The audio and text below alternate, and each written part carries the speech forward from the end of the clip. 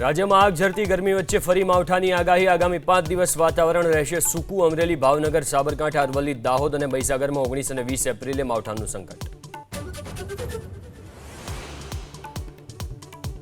સુરતમાં millennium market 2 માં 7મા માળે કપડાના જથ્થામાં લાગી ભીષણ આગ ફાયર સ્ટેશનની 4 ગાડી ઘટના સ્થળે આગ બુઝાવવાની કવાયત તેજ શોર્ટ સર્કિટને કારણે લાગી આગ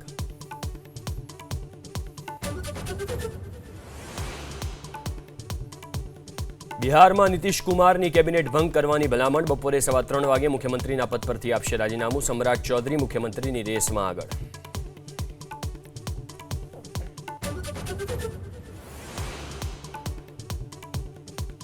રાજકોટ વડોદરા મોરબી નવસારી અને સુરતમાં કોંગ્રેસે ઉમેદવારોને ખસેડ્યા અજ્ઞાત સ્થળે